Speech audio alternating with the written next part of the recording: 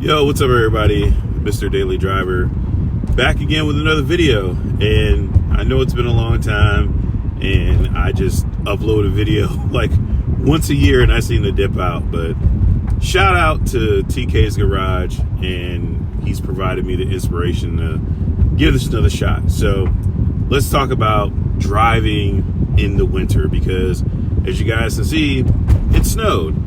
So driving in the winter is one of those things that I think everybody should learn about, especially if you live up north.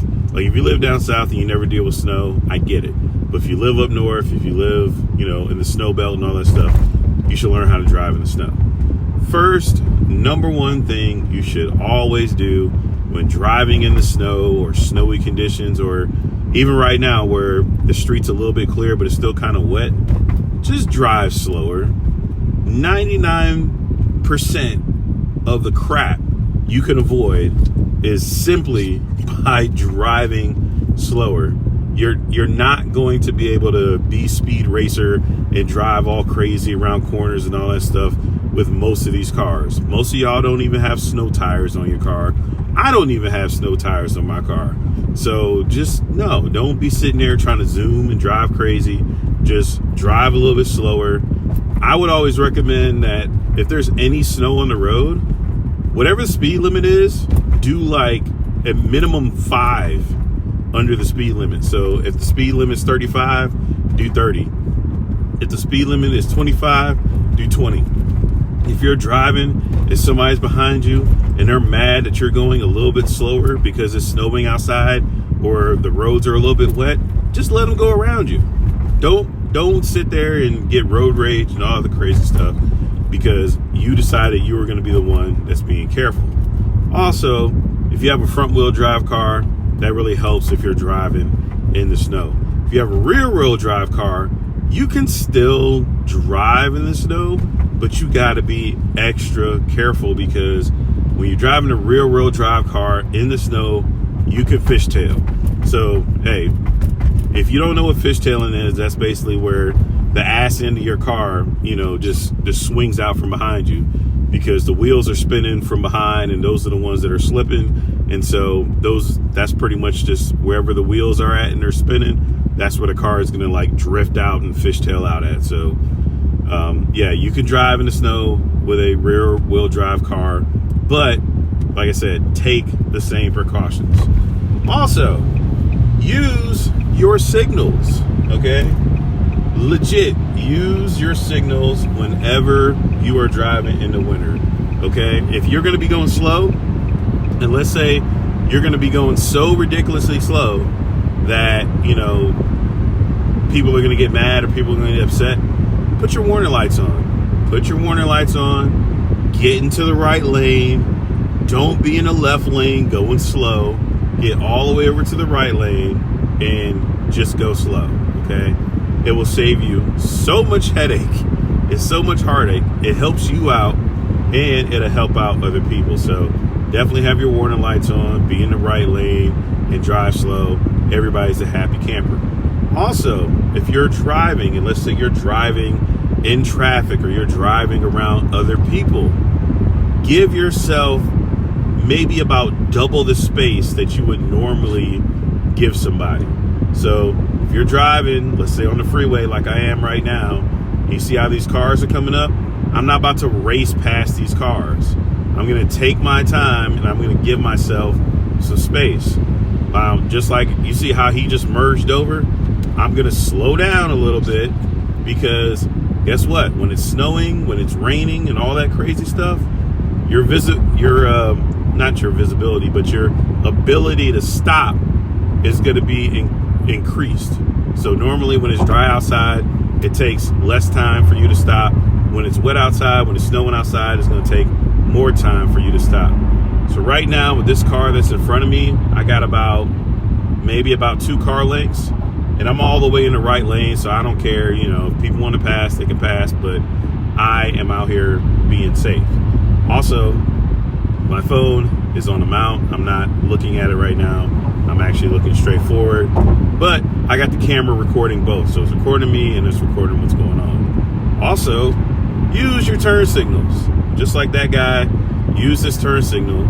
Make sure you use your turn signals to let people know, because you're giving people a heads up. Now, are some people going to be assholes, and are they going to try and speed up because you use your turn signal? Yeah, like that's just a fact of life. Some people are going to do that. So what you want to do is make sure you give yourself more than enough time to put your turn signal on. Sometimes y'all like to drive out here, y'all like to be speed racer and, you know, try and cut people off at the last second to make the exit. Not in the winter.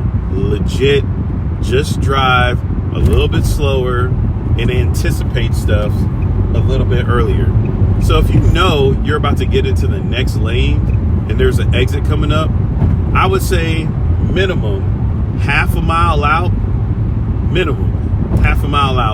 try to start getting over, because you're going to have a bunch of people in the right lane who are going to be going slow, and you may or may not be able to make it over there as quickly as possible. So just save the extra 10 or 15 seconds and slowly get over ahead of time. That way you can make the exit. A lot of times people will sit there, they'll rush, they'll cut other people off, they'll overcorrect, and they'll end up crashing, or they'll end up causing an accident. The other thing about driving in the snow, adverse weather conditions, freeway, you know, whatever you want to call it, if you start to slide, because sometimes this happens, if you start to slide, do not slam on your brakes. Don't slam on your brakes and lock up your brakes. Otherwise, your car just turned into a giant ice skate, and it's not going to stop. It's going to keep on sliding, okay? Now, cars have technology built into them which are called anti-locking brakes. So most cars, even if you slam on the brakes are going to activate the anti-lock braking system, and then you're going to hear like this click, click, click, click, or like this vibration noise. That's because the car and the computer, they're pumping the brakes per se. So it's like pump, pump, pump. And the reason why they pump the brakes is because it slows down the car without locking up the brakes and turning you into a big ass, you know, ice skate, you know, sled or anything like that. So another way you can, you know, do that yourself manually, which I recommend that you do this on your own, is to just tap the brake. The other thing that you should do before you even start going too crazy about tapping the brake is let off the gas, okay? Let off the gas, let the weight of the car slow itself down. Start doing that, and then slowly start pumping the brakes if you gotta slow down. If you're in an emergency situation where somebody in front of you is about to crash, the best thing you can do is make sure you got space and make sure you can see if you could jump over into another lane. If you don't have space and you're about to hit somebody, then you're kind of SOL. That's why I say make sure that you have plenty of space to slow down, because if somebody slams on their brakes or they fishtail out of control or they lose it, you're kind of stuck. The other thing with slowing down and steering, you want to try and keep your steering wheel as stable as possible, okay? You're not going to sit there and try and drift around cars or anything crazy like that. No, you want to try and stay in a straight line if you have to slow down. Don't start, you know, swinging the wheel all crazy back and forth willy-nilly or whatnot. Like that doesn't help. Trying to stay in a straight line and slow down is what is going to help you out. Let's see, what are some other winter driving tips? Oh yeah, another winter driving tip, and this is for those of you who may be traveling, or let's say you're going through bad weather conditions. I would say, this is just me, you know, maybe you guys have some different tips that you can leave down in the comment section, but 100% I would recommend that you travel with no less than a quarter tank of gas. And why do I say no less than a quarter tank of gas? For most cars, a quarter tank of gas is going to be able to get you 100 miles. Minimum, right? That's if you're driving slow, not doing anything crazy, maybe if you have like a super sports car or something like that and your gas mileage absolutely sucks, then, you might have to adjust, to half a tank or something like that. But make sure you always got at least a quarter tank of gas. Why should you always have a quarter tank of gas? The reason why is, especially in snowstorms or snow weather or adverse weather and stuff like that, you may run into a situation to where you are stuck in traffic. And guess what happens when you're stuck in traffic? You're sitting there and you're going to be burning gas. And sometimes traffic is not going to be able to move for a while. Sometimes you'll have these car pileups that are ridiculously long and there's nowhere you can go or move. And the last thing you want to do is run out of gas. So if you're traveling on the freeway, if you get down to about, quarter tank, I would say, hey, at that point, just pull over, put a couple of gallons in the car. You don't have to sit there and hunt for the cheapest gas. Literally, just put a couple of gallons in the car, because if you get stuck in traffic, or God forbid, you get stuck on the side of the road and you need a tow truck, if it's the wintertime, the one thing you want to make sure you can do is stay warm. So make sure you have at least a quarter tank of gas in your car, just in case for emergency situations. Also, a good thing to have, especially, with driving in the winter, have an emergency kit. I'm going to do a video on, all the stuff that you could have or should have inside of a roadside emergency kit and all that stuff. But make sure you have one, because things happen. They may not always happen to you. They may happen to other people, but you always want to be prepared just in case. So I'm trying to think of some other stuff that is like should help. Oh, here's the other thing.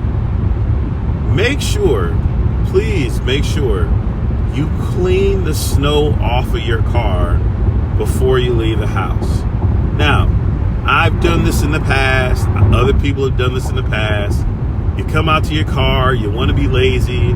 You say, well, hey, I'm only just going to clean off the windshield, and then I'm going to let the freeway blow the rest of the snow off of my car, okay?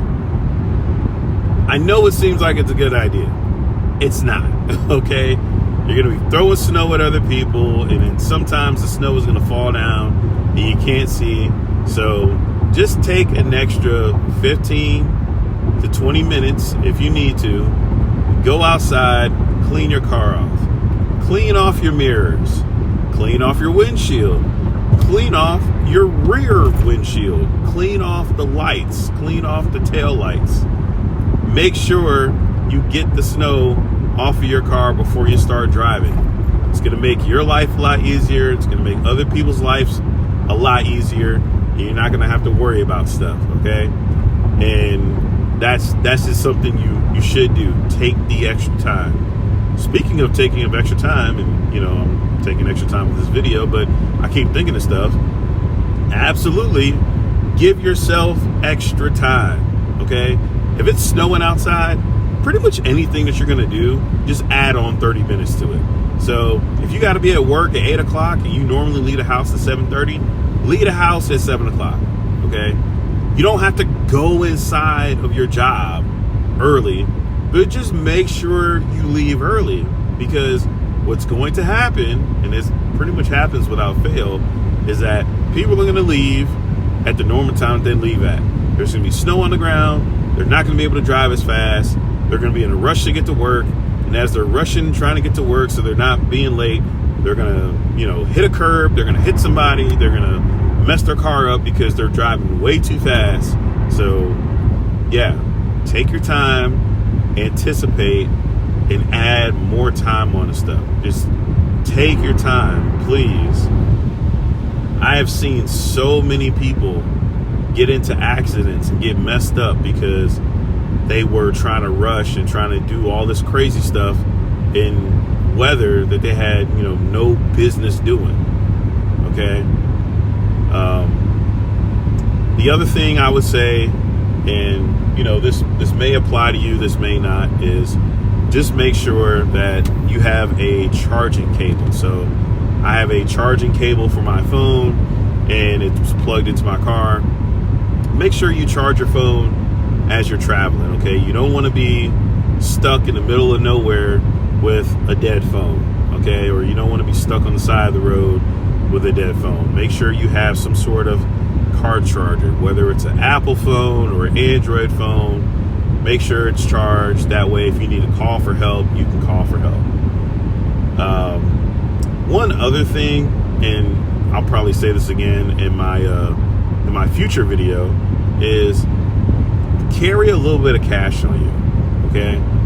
Why do you want to carry cash? Because for whatever reason, whenever it snows, whenever it's bad weather outside, credit card readers decide not to work. There's been plenty of times where I've gone to a gas station and the pump wasn't working. And I mean, as far as the pump wasn't working, the credit card machine on the pump was not working. And so I had to go inside and I actually had to give somebody cash because either their systems were down or whatever. It always seems to happen whenever it's like super cold outside or in the winter. So keep like, you know, 20, 30 bucks on you. Like, you don't need to keep like $200, anything crazy like that. But just keep a couple of dollars on you. That way you can get some gas, get some food, get whatever you need to go, you know, just in case if the card readers aren't working. So honestly, I want to say that's about it as far as, you know, driving in the snow, winter safety and stuff like that. Like I said, I'll make some more videos and cover some other stuff, but that's pretty much just like a good general guide to driving in the snow and snow weather and other stuff like that. So excuse me, it's hard for me to sit here and talk and have this heat hit me in the face at the same time, but I'm trying. So yeah, that's pretty much it for the video. Once again, shout out to TK's Garage for getting me back on my car channel. I got some other channels too, but I'll talk about those later. So all right, y'all, take it easy. See y'all in the next video. Peace.